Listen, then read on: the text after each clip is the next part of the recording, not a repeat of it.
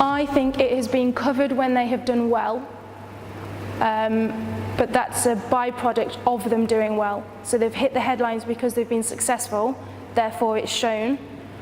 I don't think if they were unsuccessful it would be shown. So there has been a difference, but only because they've done well, whereas male sport is on all the time. I think it's quite a vicious circle, because for there to be media coverage, there needs to be interest in the sports. But without media coverage, how are you going to get interest in the sports? Then we broach into how much they're paid, the standard of play, how much time they play for, varies a lot between sports and then between genders. So I think that the media have a responsibility and can influence quite heavily the interest in sports if they covered it more. However, they are at the end of the day a business, and they need people to watch what they're putting on. I mean, the classic example is the women's England cricket team that outperform the men's England cricket team in every single tournament that they do, yet the coverage of that is minimal.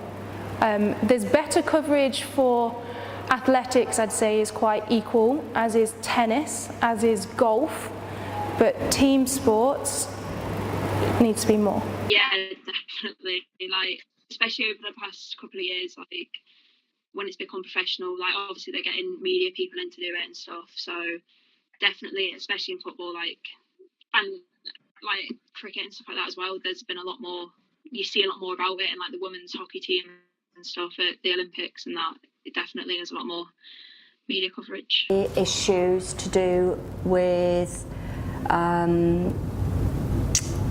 football, there's a lot of football coverage that I'm very conscious of, though I've never watched football, I've never played it. I can tell you that it's football and it's always about the men, whether it's their sex lives, how much money they're earning, whether there's been controversy. I can't ever remember seeing an article about a female football player.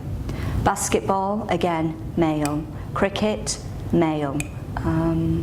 Let me think of some females. The last time I remember reading about a female was the British, was she a runner, and she's speaking out about suffering from self-harming. So and it had nothing to do with it, but it was connected with mental health. So I'd probably say very little on women, predominantly male.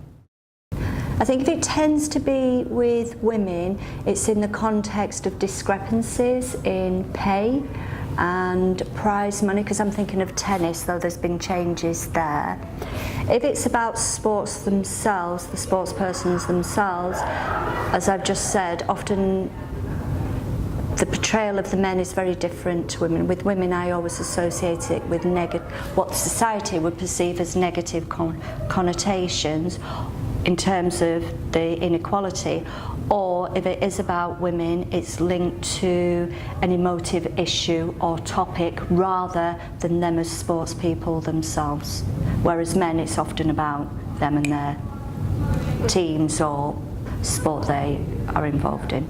There has been more, but I mean, ultimately, it's still very male dominated. If you, for example, like I talk about Serena, you know, she would be in front of the magazine covers, but if you ask anyone in this school, what other female tennis players do you know? How many more would they say? But if I asked, how many tennis players do you know that are male?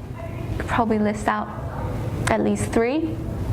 And I think that's quite true for most sports, if you think about it. Football, I don't even think I know a female professional football player.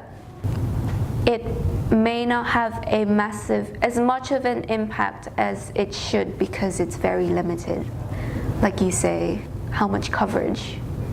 Like, although they're portrayed well, it's not being seen by a lot of people. because there isn't as much of it to show.